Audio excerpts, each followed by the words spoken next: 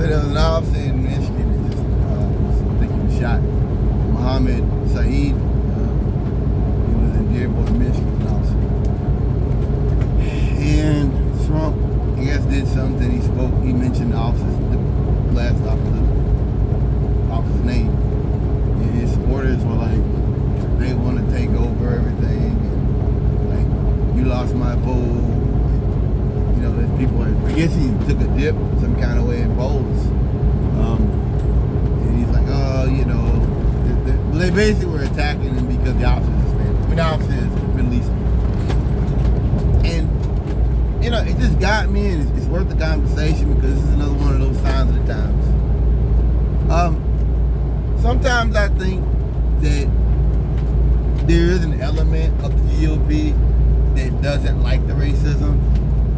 I don't know if they just don't like it, or if they see it more like this is something else that long term is bad, and you know, it's like this is the hole in the gas tank. And they don't kill them now, but it will hurt them long term. And to see things like this, even though it's sad because we're talking about officer's death, officer dying, not a duty shooting, it's kind of beautiful because it tells me that there's no future to this. This is not the GOP I grew up with that judged an officer. You know, I thought about this officer in Florida that died of COVID. He was gay. I mean, openly gay. And his boss or sheriff or something down there was like trying to make it out that he died because he was gay, and that somehow gay sex spreads COVID, and which was dumb then. This is dumb, illogical bullshit. But it and that was sad too. He was well liked by the community. But it was really more indicative of you know, the reality of what they are. It was nasty. You know, this guy had passed, and you had to, you know, he got all off together and disrespected the man's memory. Same thing with this. I think that, I don't know if Trump really cares about that kind of stuff, or if he just was like, all right, I want to show up support in Michigan, the cop is passed, so let's jump on that. It's just more indicative of like, Republicans are they are the nasty people. They're nasty and they're vicious and they're ugly, and that anything you do to try to, like, I don't know, whitewash the stuff they do or normalize things, it won't work. Because that's what they want. If I want something bad enough, then there's nothing you can do to take me away from it. You see what I'm saying? Yeah, if I'm into something and I want something bad enough, you know what I mean? You see this over and over and over again with Trump supporters.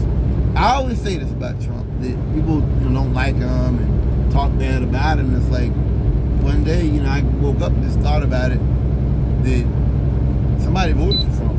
Somebody sees the failures and mistakes of Trump, and they don't see those things as a line too far. So for me, when you look at Vivek, you know, this very, very rich, you know, very, very healthy, very intelligent, you know, South Asian man who, you know, carries himself very well. And he talks like he's a Democrat sometimes. But one thing about Republicans is they always have like core things they have to keep repeating. And that's how you know he's a Democrat, you know. And it's like I said with him, Vivek, they will never accept him because of his religion and because of this. That will never change. I may never be as wealthy as Vivek Ramaswamy. I may never be as smart. I may never be a beautiful wife, or I may never be in those circles and go to those kind of clubs. That's fine. But I know one thing he doesn't. I live in this white man's world. I live in this world. I deal with the kind of people that vote Republican. They don't want that. They don't like that. They don't support that. Go ahead and put the sandals back on. They don't want that.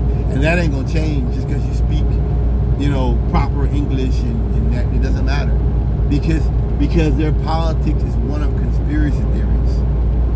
Their politics isn't one of like tax policy or like things. No. They only care about the police and things like that when it's got to do with things they care about. And I think sometimes people don't realize like how far right Republican Party has really gone, and they don't realize how far right things have gone until you see stuff like this. And when you see things like this, it's the reminder of how evil. Think about it, the man has died. The least you can do is say nothing. But for you to make his death about Muslims and make his death about criminals to go over that city, and it's like they want Trump to be racist sometimes. And he's close. He's a man of his time.